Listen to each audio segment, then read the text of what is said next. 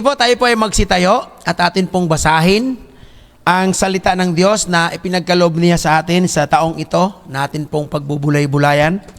Ito po ay matatagpuan sa Genesis sa chapter 8 verse 13 to 20. In a count of 3, sabay-sabay po tayo na magbasa. 1, 2, and 3. Noon ay 602 taong gulang na si Noe ng unang araw ng unang buwan. Inalis ni Noe ang takip ng barko at nakita niyang natutuyo na ang lupa. Nang ika-27 araw ng ikalawang buwan, tuyong-tuyo na ang lupa. Sinabi ng Diyos kay Noe, lumabas ka na sa barko kasama ng iyong asawa, mga anak, mga manugang. Palabasin mo na rin ang lahat ng mga hayop na kasama mo. Maamo at mailap, gumagapang at lumalakad sa lupa, at pati ang mga ibon. Hayaan mo silang dumami at manirahan sa buong daigdig. At lumabas na nga si Noe at ang kanyang asawa, mga anak at mga manugang. Gayon din, sunod-sunod na lumabas ang lahat ng hayop, mailap at maamo, lahat ng gumagapang at lumalakad, pati ang mga ibon ayon sa kanilang uri. At naghandog si Noe ay nagtayo ng altar para kay Yahweh. Kumuha siya ng isa sa bawat malinis na hayop at ibon at sinunog bilang handog. Purihin po ang Diyos sa pagbasa ng kanyang salita. Maupo na po ang bawat isa. Amen? At bigla tayong kumunti, ano? Yung iba po na nagdiwang ng kanilang mga bagong taon, napuyat po ang bawat isa. Amen. But praise God, tayo po narito, no? We are blessed dahil mas pinahalagahan natin yung unang pagdalo sa gawain na Panginoon. Amen. Yan po ang ginawa ni Noe, mga mahal kong kapatid. Bro, wala kang pointer? Amen. Amen po. At tandaan po natin, ang Diyos po ay hindi po siya nakatingin sa quantity. But God, nakatingin sa quality. Amen po. Alam niyo po ba na ang ating buhay ay hinalintulad sa palay at sa ipa? Amen. So, nakakita sa inyo sa atin na ang unang-unang sa mga sinaunang panahon ng ating mga ninuno, lalong-lalo na sa mga kababaihan, mahilig sila magganyan ng palay, oh. Amen. Tapos hinihipan pa ng mga matatanda. Kung hindi nila inihipan, ginaganyan nila yung dulo. Kasi habang ginaganyan mo yung palay, ang tawag doon, parang nagpapalit-palit sila ng posisyon. Ang galing ng mga matatanda hanggang sa dulo sa amin kasi ang tawag doon, nigo eh. Nigo sa Bisaya, no? Sisig ng bigas. Habang ginaganyan ng mga matatanda, unti-unting pumapadulo yung mga hindi na kailangan. Pagdating sa dulo, ginaganyan ng matatanda yan. Pinapakain sa manok. Amen? Kaya sa ibon. Amen? Ganon din po ang ating halimbawa pagdating sa relihiyon o pagdating sa pagpupuri at pagsamba sa Diyos. Amen? Ang pagdating ng araw, gaganyanin tayo ng Diyos. Amen? At ang maiiwan is yung tunay na palay na mapakinabangan. Amen? So, sa umagang ito, mga mahal kong kapatid, ang pamagat po ng ating pagbubulay-bulayan is yung perfect beginning. Amen? Ang saktong panimula o ang tamang-tamang panimula. Sino dito sa atin yung nakapagsabi na this is a perfect beginning? Amen? I do believe sa katulad nila ni Ate Jen, ni Ate Jenny Rose, no? Nung nabalitaan nila na pupunta na sila sa Saudi, makakasama nila yung mahal nila ang kanilang mga asawa, somehow nasabi nila, ito na yung tamang panimula. Amen? Tayo rin ng mga unang hakbang natin na papunta tayo sa Saudi, nasabi din natin sa ating sarili na ito na yung tamang panimula.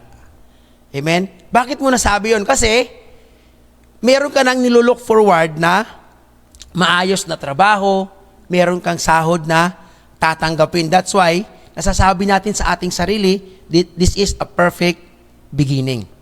Now, sa ating pong pag-aaralan, there are three things must to ponder or may tatlong bagay lang tayo na dapat nating pagbubulay-bulayan o dapat nating alalahanin. Amen? Una, a perfect beginning to worship God. Amen? Now, let us go back to Genesis chapter 8, verse 20. Ang sabi ng Bible sa Genesis chapter 8, verse 20, si Noah ay nagtayo ng altar para kay Yahweh.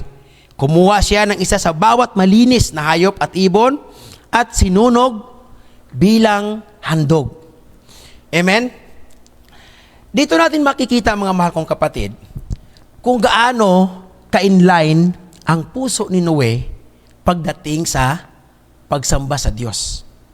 Amen? Ikaw ba naman, hindi ka ba magsasamba at magpupuri sa Diyos? Hindi mo ba ibibigay sa Diyos ang pinakamainam mo? O ang pinakamainam na hayop na ipinagkatiwala sa Diyos doon sa nakita mong bagay na ipinaranas sa iyo ng Diyos? Amen? If you are going to read the Bible, the whole story about sa paggunaw ng Diyos sa mundo sa pamamagitan ng tubig, grabe, kumakatok sila, tawag sila ng tawag kay Noe para buksan lang sila ni Noe. But the ark is already closed. Amen? Now, the question is, kaya bang buksan ni Noe ang daong o ang barko, ang bangka o ang barko na yon o ang daong na yon during that time? Sa malakas na ulan? Hindi niya kayang buksan. Amen? Kasi napakalaki nun. At isa pa, tapos na yung panahon ng pagpapahayag ni Noe ng mabuting balita tungkol sa paggunaw ng Diyos sa mundo. But instead, anong ginawa ng tao? Mas binigyan pa nila ng halaga yung kanilang pamumuhay. Yung kabisihan sa buhay, compare dun sa maniwala sa propeta ng Diyos sa kay Noe o sa kay Noah. Amen? But, anong ginawa ni Noe after that? Nagpuri siya sa Diyos, sumamba siya sa Diyos. Ibinigay ni Noe ang pinakamainam, pinakamalinis sa kanyang mga alagang hayop.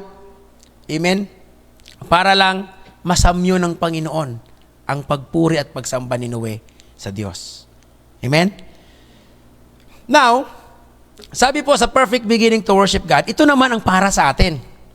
Sabi ng Panginoong Hesus na isinulat ni Apostol Juan, sabi niya, subalit, dumarating na ang panahon at ngayon na nga na ang mga tunay na sumasamba sa Ama ay sasamba sa Kanya sa Espiritu at katotohanan sapagkat ganyan ang uri ng pagsamba na ninanais ng Ama. Amen? Now, sa ating panahon ngayon, no, kung tatalinuhan lang natin ang iikot ng mundo o ang ginagawa ng sangkatauhan, doon natin marirealize o doon natin maihahintulad ang sinabi ng Panginoong Hesus na isinulat ni Juan na ang tao dapat ay sasamba sa Diyos sa Espiritu at sa katotohanan. Pero, if you are going to observe doon sa mga ginagalawan ng tao ngayon, amen, ano ang na-observe natin? Ang tao ay nakakapagpuri lang sa Diyos kung punong-puno siya ng kanyang pangangailangan. Tama? Bihira ka lang makakita sa tao na sa likod ng kasalatan niya sa buhay, nakakapagpuri siya sa Diyos. Nowadays, ang makikita natin sa tao, nakakapagpuri siya sa Diyos kung lahat ng blessings na lahat ng kanyang hiniling sa Diyos o lahat ng kanyang hiniling sa buhay ay natatanggap niya. Amen? Pero pag hindi ang tao napapalayo sa Diyos. Na hindi dapat yon ang dapat gawin ng tao, kundi ang kabaliktaran nun. Sa kabila ng wala ka, dapat doon ka sasamba sa Diyos. Amen? Sa kabila naman ng meron ka, sasamba ka pa rin sa Diyos dahil ang lahat ng bagay na meron tayo ay galing sa Diyos. Amen? Now, when we say Espiritu at katotohanan, ano ang ibig sabihin yan, Kuya Kim o Brother Kim, sa ibig sabihin ng Espiritu at katotohanan? Kasi usually ngayon, ang tao ay sumasamba sa, sino dito pang sumasamba sa mga gawa ng kamay ng tao? Iwasan natin yon. Yung mga rebulto, mga picture. Amen? Amen? Kahit anong bagay na ang puso mo ay nandoon na, we are worshiping idols. And we are not worshiping in spirit. Bakit natin kailangan sumamba sa espiritu? Dahil ang ating Diyos ay espiritu. Amen? So dapat, when we worship, dapat we worship God through spirit because He is spirit. Now, I will give you isa sa mga halimbawa na ipinakita ng ating Panginoong Hesus during His time na siya ay nandito kasama ng mga apostol. Pag ang Panginoong Hesus, nagwa-wonder sila kasi madaling araw pa lang, ang Panginoong Hesus ay pumupunta na siya doon sa lugar na siya lang mag-isa. Nakikita ni Juan, kaya nga naisulat ni Juan eh. Amen? Nakikita din ng ibang mga apostol. Pinakita sa kanila ng Panginoong Hesus na ito ang tunay na pagsamba. Ang pagsamba sa Espiritu. Dahil ang Diyos ay Espiritu. Now, ano naman ang katotohanan? Yung mga sinabi ng ating Panginoong Hesus, yun po ang katotohanan. Amen? Ang katotohanan na dapat ang tao ay hindi sasamba sa ginawa din ng tao o sa inukit ng kamay ng kabihasnan o katalinuhan ng tao, kundi sa Espiritu. Amen? Bakit kailangan natin yung dalawa? Dahil, sabi niya, sapagkat ganyan ang uri ng pagsamba na ninanais ng Ama. Now, tayo mismo nakakaalam kung paano ba tayo magpuri sa Diyos o paano tayo sumamba sa Panginoon. Amen? You know, sa experience ko po sa buhay, na sinabi ko kanina, ako nakakapagpuri at nakakapagsamba lang ako sa Panginoon kung yung hiningi kong bagay ay dumarating. Pero hindi naman pala talaga dapat yon. Sabi nga kung katulad sa mga kinasal dito, kay Pastor Mick, sa Ate Jen, lahat tayo ng mga may asawa na kinasal. Anong sinasabi ng nagkakasal o nag-o-officiate sa kasal? For better and for worse. Amen? For sickness and in health. No? Till death do us part dapat yung pagiging asawa o mag-asawa. Amen? Ganon din po sa pagsamba sa Diyos. Amen? Hindi siya sa kasaganaan lang, kundi kahit sa kahirapan, dapat magpuri at magsamba tayo sa Diyos.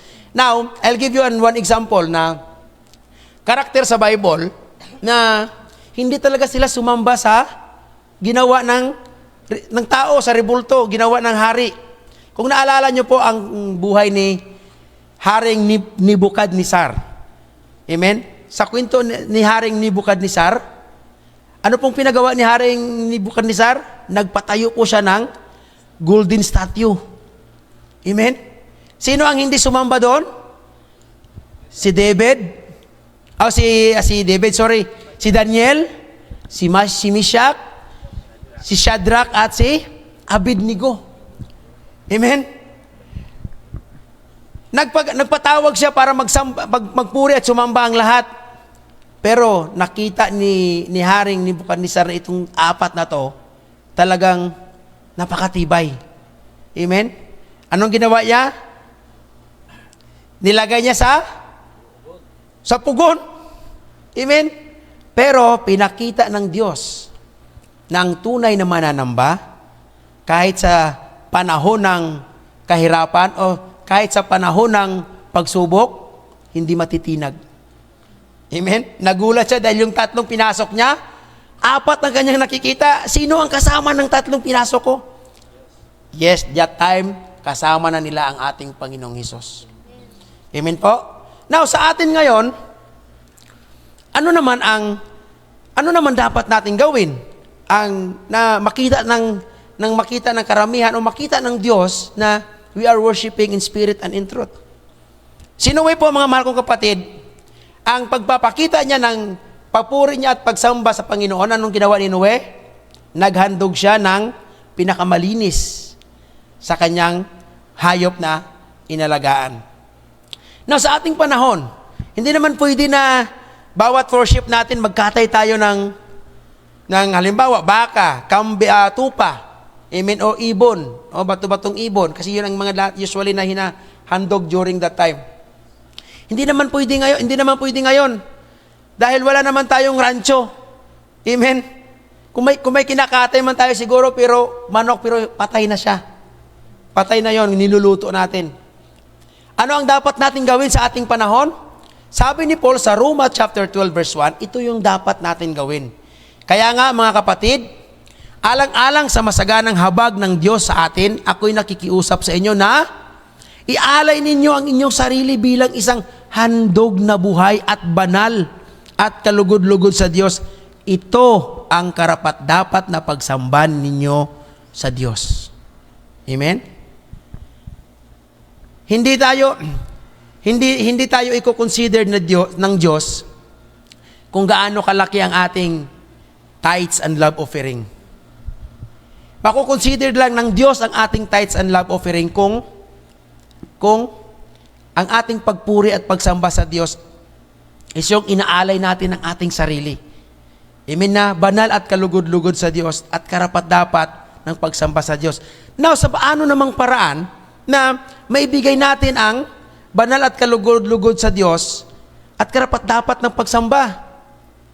Yung pagsunod natin sa mga tuntunin ng Diyos na itinuturo sa atin. Amen? Kailanman hindi tayo magiging karapat-dapat sa Diyos kung hindi natin susundin ang kanyang mga utos. Now, merong example sa Bible na sinabi ng Panginoong Hesus, sabi niya, kung ikaw ay maghahandog, iwan mo muna ang iyong handog. Kung ikaw ay may kagalit sa iyong kapatid, at ikaw ay naghahandog, iwan mo muna ang iyong handog. Balikan mo ang iyong kapatid. Amen? Makipag-ayos ka sa kanya.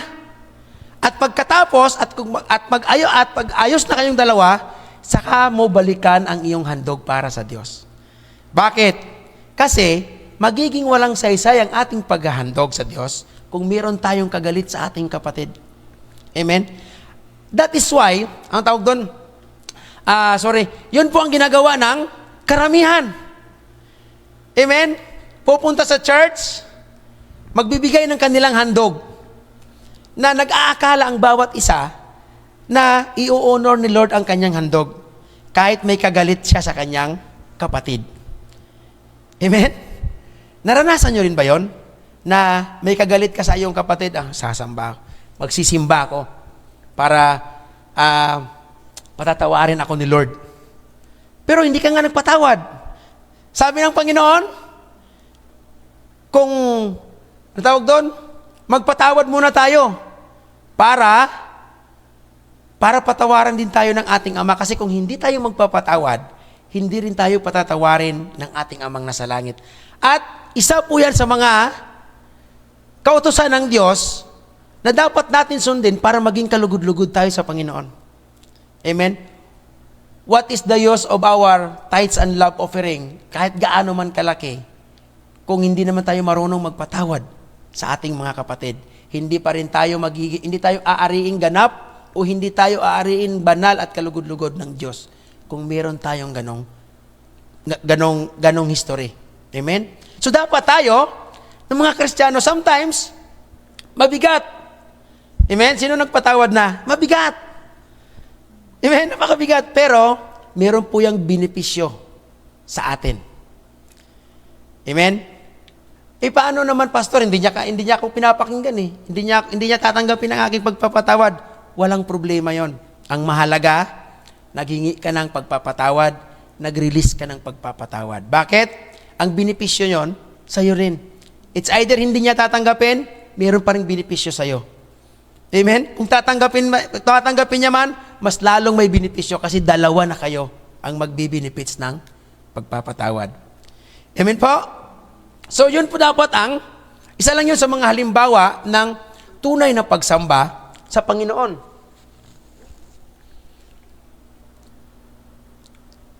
Sa pangalawa, dito tayo sa perfect beginning to execute God's command. Now, natapos na natin, nagbigay ako ng halimbawa kung paano i-execute ang isa sa mga command ng Diyos, which is ang forgiveness. Now this time, ito yung ginawa ni Noah o ni Noe sa Genesis chapter 8 verse 15. Verse 15 to 17, sabi dito, sinabi ng Diyos kay Noe, lumabas ka na sa barko o sa daong kasama ang iyong asawa, mga anak at mga manugang. Palabasin mo na rin ang lahat ng mga hayop, kahayop na kasama mo, maamo at mailap, gumagapang at lumalakad sa lupa, at pati ang mga ibon, hayaan mo silang dumami at manirahan sa buong daigdig. Now, ano ang commandments ng Panginoon sa kay Noe? No? Ito na yung, kumbaga, this is the perfect beginning na palabasin mo ang, para sa pag-execute ng God's command, this is the perfect beginning, palabasin mo na yung mga pamilya mo sa daong, asawa mo at inyong mga anak at ang mga hayop, at hayaan mo silang dumami. Kumbaga, bagong restoration ng Panginoon, restoration ng Diyos. Tinanggal ng Diyos ang, sabi ko kanina, ang ipa o ang hindi mapapakinabangan. Tinira niya yung mapapakinabangan, tinira niya yung tunay na palay. Ganon ang buhay ni Noe at ang kanyang pamilya at ang mga inalagaang hayop. Amen? Nung lumabas na sila, amen, kumbaga, in-execute ni Noah ang commands ng Panginoon. Now, sa ating buhay, mga mahal kong kapatid, sa ating mga buhay, paano natin masasabi na this is the perfect beginning to execute God's command? Kung mailalagay natin sa puso yung command ng Panginoon. Kasi si Noah, mga mahal kong kapatid, yung pandinig ni Noah, nasa Diyos. Amen? Tayo minsan, madalas, amen, kailan tayo nagdi-desire na makinig ng salita ng Diyos? Kailan? Kung nasa kalungkutan tayo. Like for example, may nawala sa ating buhay. Doon tayo nagdi-desire na parang gusto nating hanapin ang salita ng Diyos kasi alam natin na God's words can give us more comfort kung nalulungkot tayo o kung nag-iisa tayo. Amen? Nakakalungkot nga nung pinapanood ko yung nag-i-scroll ako sa Facebook. Amen. Alam nyo po, ang tao, mas excited pa sila sa countdown ng fireworks. Hindi sila excited to spend time na mag-spend time to pray, na magpasalamat sa Diyos. Bawat scroll mo, talagang nagka-countdown ang mga mayayamang bansa para lang masaksihan ang ganda ng fireworks. Sabi ko nga, ang tao, talagang may kabalintunaan ang isip ng tao. Kung naalala niyo po, na-preach ko na-preach ko na rin po yung binigay ng Diyos sa akin doon dati ng ang tao ay baliktad ang isip. Tama. Kung naalala niyo po doon sa ang pait ginagawang matamis at ang tamis ginagawang mapait sa Isaiah. Now, if you're going to observe, sabi ko nga, grabe ang tao, no? Ang bawat mga mayayamang bansa, they spend a lot of money, thousands, millions, para lang magpasabog ng fireworks. At ang tao, tuwang-tuwa naman. Sabi ko, bakit kung girat ang tao, takot na takot, mas matindi pa nga sa fireworks yun eh. Di ba? Sabi ko naman, ang tao, gustong-gusto ng tao na makalanghap ng sariwang hangin. Pero ang tao rin ang gumagawa para maging polluted ang hangin. Amen? Tayo, pag titingnan mo lang ang fireworks, maganda siya. Ano ang nagpapaganda sa fireworks? Kung kayong tatanungin, sa observation nyo, ano ang nagpapaganda sa fireworks? Yung kulay. Tama? Iba-iba ang kulay. Kumikislap. Amen? Pero yung ganda na yon, yun ang nagdudulot na magiging polluted ang ating hangin. Tama? walang pinakamaganda mga mahal kong kapatid, maliban sa ginawa ng Diyos. Amen? Even God, sabi ng Panginoon, nung natapos na, yung perfect na ang mundo, sabi niya, it was good. Amen? Napakaganda, sabi ng Panginoon, sabi ng Diyos. Kaya, ako mahilig ako maglaro ng paputok nung araw, nung bata pa ako. Pero, nung nagkaroon na ako ng knowledge, binigyan ako ng Diyos ng wisdom, sabi ko, kung ano, bakit ako mag-i-spend ng paputok na hindi naman siya nakakatulong, sakit pa sa ilong. Amen? Oo. Pero, bakit ang tao ganon? Kasi, hindi alam ng tao kung ano ang God's command sa tao. Sabi ng Diyos, sabi ng Marcos, higit na mahalaga ang umibig sa kanyang buong puso, buong pag-iisip at buong lakas, at ang umiibig sa kapwa gaya ng pag-ibig sa sarili, kaysa magdala ng lahat ng handog na susunugin at iba pang mga alay. Ano po ang sinasabi ng kontekstong ito, mga mahal kong kapatid? Na ano man ang ating gawin dito sa lupa, ano man ang ating ipagdiwang dito sa lupa, amen? May meron pang mas mahalaga doon. Ang umibig sa kapwa, isa sa mga command ng Panginoon. Amen? Umibig tayo sa Diyos ng buong puso, buong pag-iisip, at buong lakas, at ang umibig sa kapwa gaya ng pag-ibig sa sarili, kaysa magdala ng lahat ng handog na susunugin at iba pang mga alay. Amen? Now, ito po ang isa sa mga nakita ko rin sa Pasko, nagdidiwang ng Pasko, o sa bagong taon, no?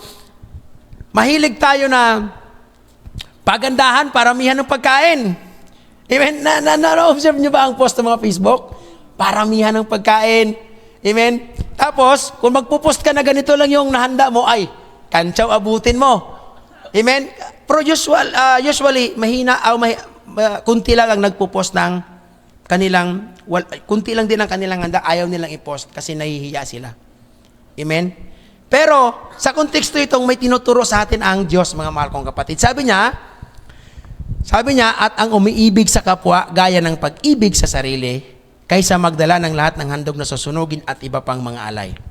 Now, ganito yan. Tayo, ayaw nating magutom ang ating sarili. Tama, hindi?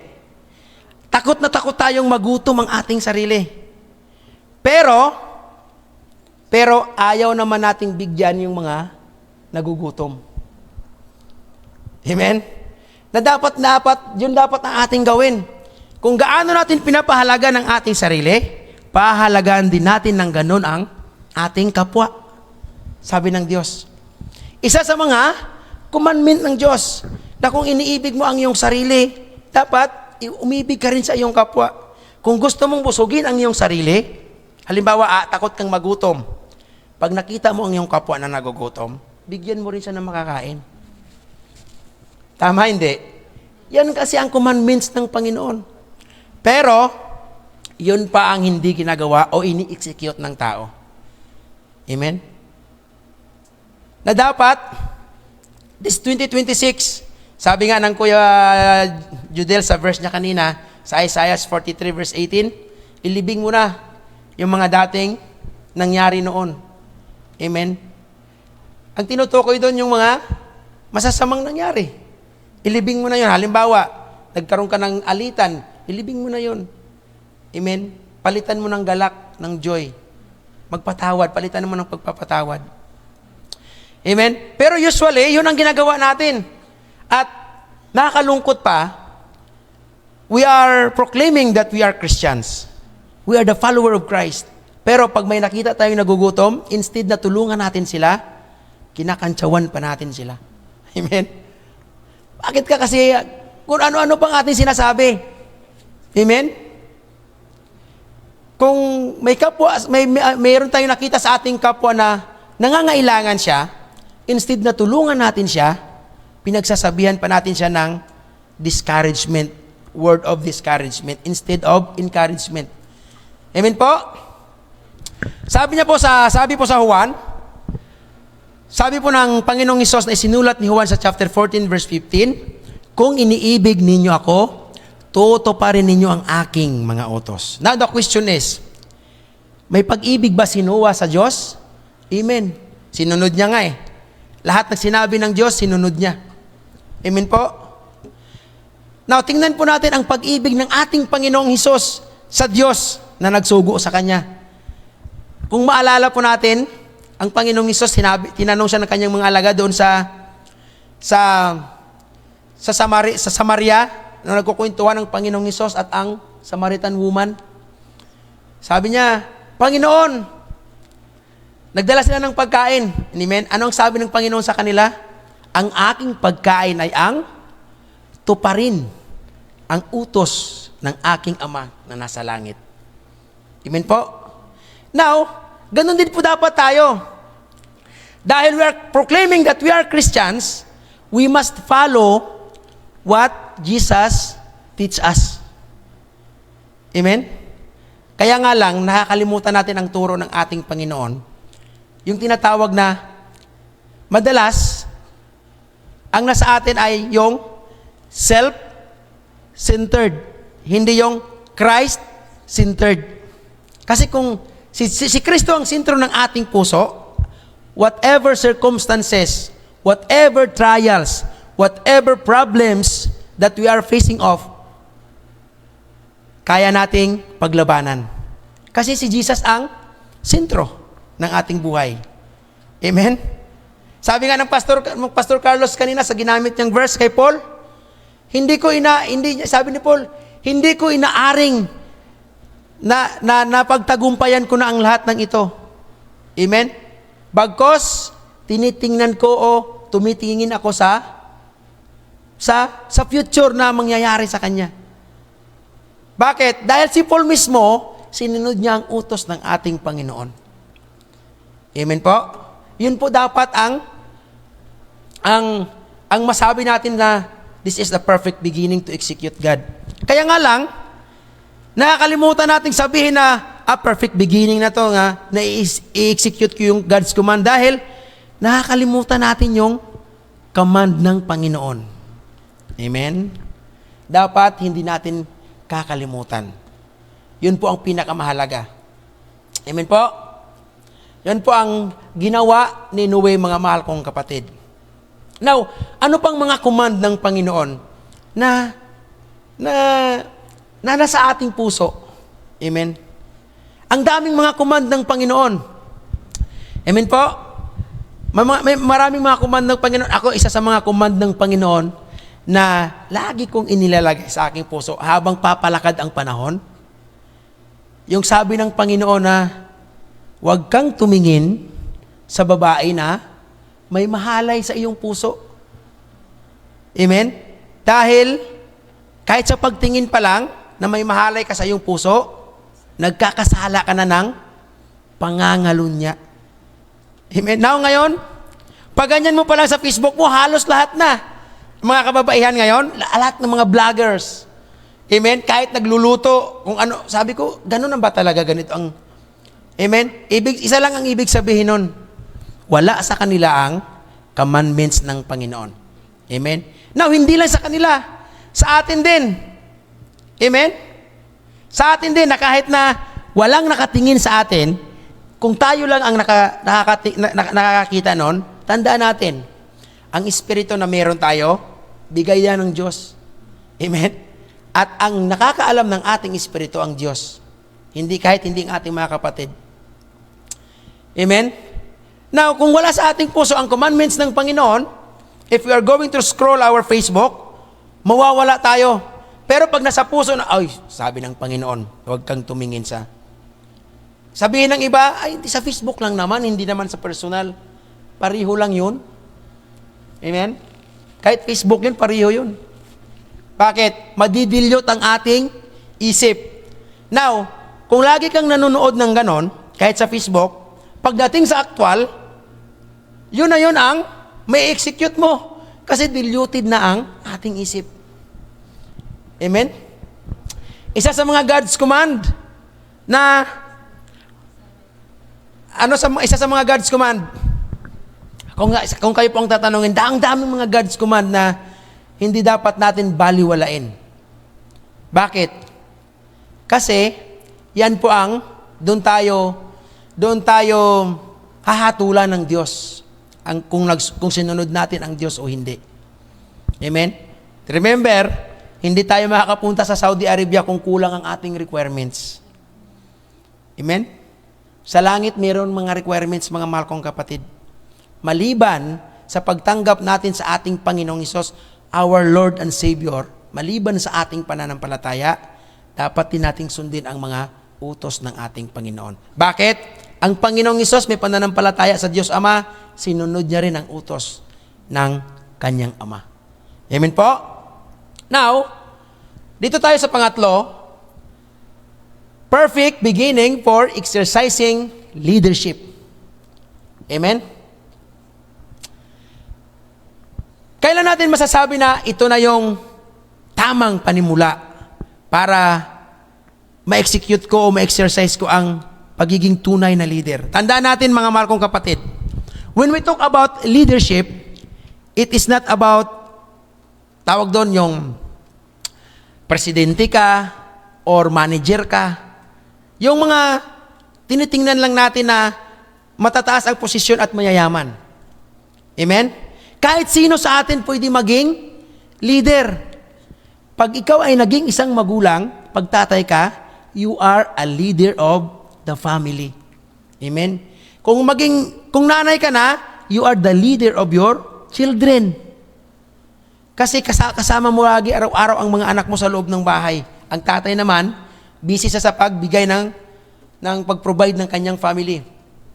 Sabi po sa Genesis chapter 8 verse 18 to 19, sabi ng Diyos sa kay Noe, sabi niya, at lumabas nga si Noe at ang kanyang asawa, mga anak at mga manugang, gayon din sunod-sunod at lumabas ang lahat ng hayop, mailap, maamo at lahat ng gumagapang at lumalakad, pati ang mga ibon, ayon sa kanilang uri. Si Noe ay naghandog sa Diyos. Amen? Ang ginawa ni Noe ay, inunahan niya ang kanyang family paglabas doon sa daong o sa arko. Amen? Tayo na mga leader, tayo dapat ang manguna lagi. Bakit? Kasi tayo ang tinitingnan ng mga nakasunod sa atin. Tama? Just like Jesus Christ. Si Jesus Christ, kung saan sa naroon, nandoon ang kanyang mga alagad, nakatingin. At hindi lang ang kanyang mga alagad, pati ang mga nangangailangan ng kagalingan. Amen?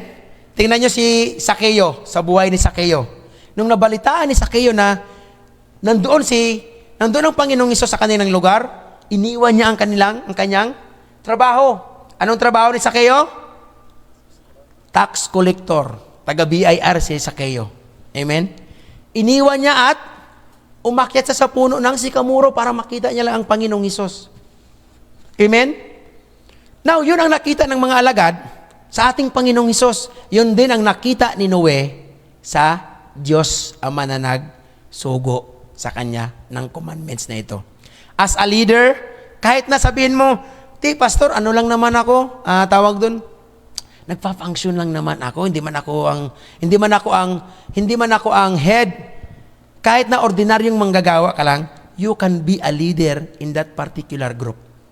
Sa paanong paraan? Ipakita natin sa kanila yung natutunan natin sa Diyos. Amen. Tingnan nyo, yung mga taong pinakamababa sa lipunan.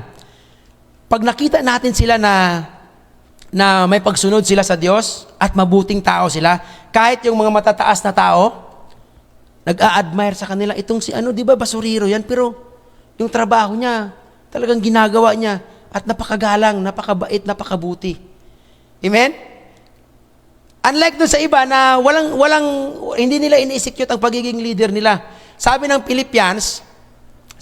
ni Paul sa taga-Philippians, huwag kayong gumawa ng anuman dahil sa pansariling layunin o pagyayabang. Sa halip, bilang tanda ng pagpapakumbaba, ituring ninyong higit ang iba kaysa inyong sarili. Pagmalasakitan ninyo ang kapakanan ng iba at hindi lamang ang inyong sarili. Naway magkaroon kayo ng kaisipan ng tulad ng kay Kristo. Ano ang kaisipan ng tulad ng sa Panginoong Hesus?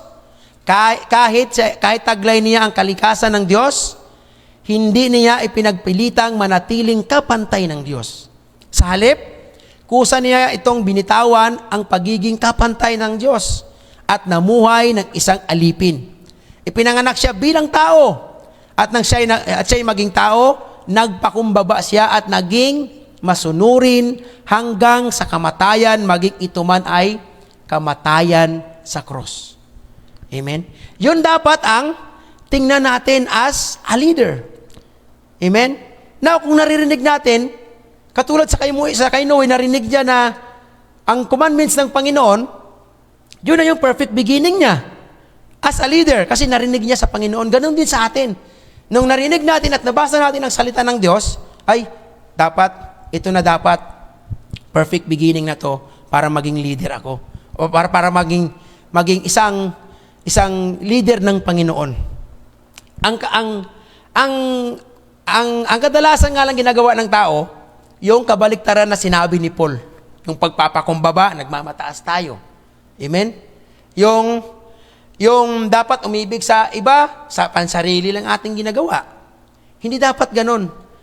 Amen? Kundi yun ang sinabi ni Paul, yun dapat dapat nating gawin, katulad sa ginawa ni Noe. Amen po? Ito po ang mga tuntunin sa mga tagapangasiwa ng iglesia o sa mga leaders na katulad natin. No, ang leaders is not all about the pastors or it's not all about the worship leaders lang na ginagamit, kundi lahat tayo rito, leader, tayo mga mahal kong kapatid. Dito, ang ating leader, ang ating Panginoong Hesus, ang ating Pastor Daniel, Pastor Alfred. Tayo naman, we are the leader of our family. Amen. So dapat, kung naunawaan natin na leader tayo sa ating pamilya, taglay na dapat natin ito, ang mga katangiang ito. Amen? Kung leader ka naman sa isang iglesia, taglay mo rin ang katangiang ito. Amen? Sabi ni Paul sa 1 Timothy ito mga mahal kong kapatid sa chapter 3. Totoo ang pahayag na ito, ang sino mang nagnanais na maging tagapangasiwa ng iglesia ay maghahangad ng mabuting gawain. Kaya nga, ang isang tagapangasiwa ay kailangan walang kapintasan. Isa lamang ang asawa, matino ang pag-iisip, marunong magpigil sa sarili, kagalang-galang, bukas ang tahanan sa iba, at may kakayahang magturo. Dapat hindi siya lasinggero o lasinggo, hindi marahas, kundi mahinahon, hindi mahilig makipag-away, at hindi maibigin sa salapi. Dapat mahusay siyang mamahala sa sariling pamilya. Bakit? Paano mo naman pamamahalaan ang pamilya ng iba kung ang sarili nating pamilya hindi natin kayang pamahalaan? Amen? Sabi niya, hindi siya dapat isang baguhang mananampalataya, baka siya'y maging palalo at mahatulan na gaya ng diablo. Bukod dito, kailangang mabuti ang pagkakilala sa kanya ng mga hindi sumasampalataya at upang hindi siya mapitasan at hindi mahulog sa bitag ng diablo. Amen? So, kung ano ang ating ipinapakita sa ating kapwa mananampalataya, yun din dapat ang makita sa kahit hindi mananampalataya. Amen? Itong katangian na ito na sinabi ni Paul sa kay Timoteo. Now, sabi niya naman sa mga tagapaglingkod tayo. Mga tagapaglingkod naman ay dapat din maging kagalang-galang, tapat mangusap, hindi lasinggo, at hindi sakim sa salapi. Kailangan sila ay tapat sa mananampalataya, tapat sa pananampalataya sa ating ipinapahayag at may malinis na budi. Kailangang subukin muna sila at kung mapatunayang sila ay karapat-dapat, saka sila gawing tagapaglingkod. Amen? Kaya dito may mga pag-aaral mga mahal kapatid para masuri o masala katulad ng palay at ipa. Ang matitira, siya ang magiging tagapaglingkod. Pero kahit hindi ka wala kang katungkulan, sa iglesia man, o sa kahit anong wala kang katungkulan, pwede tayong pwede tayong manungkulan sa Panginoon. Amen? So dapat itong mga katangiang ito ay makita sa atin as a Christians, as a follower of Christ. Amen? Sabi po sa Timoteo chapter 4, ituro mo, sabi ni Paul sa kay Timoteo, ituro mo, ipatupad ang lahat ng ito. Huwag mong hayaang hamakin kanino man dahil sa iyong kabataan. Sa halip, sikapin mong maging halimbawa sa mga mananampalataya, sa iyong pagsasalita, pag-uugali, pag-ibig, pananampalataya, at malinis na pamumuhay. Amen? So, dapat taglay natin to as the year 2026. Kung ano man yung hindi natin nagawa nung nakaraang taon, this is a perfect beginning. Amen? Nasundin ko ang utos ng Diyos. This is the year of perfect beginning na ano man ang sinasabi ng Diyos dapat kong gawin. This is a perfect beginning as a father, as a leader na hindi ko nagawa nung nakaraang taon, gagawin ko na. Amen? Yun dapat, mga mahal kong kapatid, ang ating taglayin sa ating puso at sa ating isip as a Christians, as a follower of Christ. Amen? As the daughter and sons of God. Sabi niya sa Mateo chapter 20, verse 27, sabi ng Panginoong Hesus, at kung sino man sa inyo ang nagnanais maging una, ay dapat maging alipin ninyo. Sapagkat maging ang anak ng tao ay naparito, hindi upang paglingkuran. He's talking about himself. Sapagkat maging ang anak ng tao ay naparito hindi upang paglingkuran, kundi upang maglingkod at ialay ang kanyang buhay sa ikatutubos ng marami. Amen? Tingnan niyo po, kayo na mga magulang, you are a good leader. Bakit? Isa sa mga sinabi ng Panginoon, ginagawa natin. Amen? Inialay natin ang ating buhay kahit malayo tayo sa kanila. Amen? Minsan, nung pagsapit ng bagong taon, makikita mo sila, mga picture nila na ipopost, ikaw lang ang wala sa picture. Amen? Yung pagkain na hinahanda nila, amen, hindi mo man matikman. Kasi ikaw, nasa kwarto ka lang. Nag-iisip ka kung paano ka magising sa umaga para sa trabaho na naman. Amen? But it doesn't mean na wala silang pag-ibig sa'yo. Dahil hinalimbawa nga ng Panginoong Hesus ang kanyang sarili. Amen?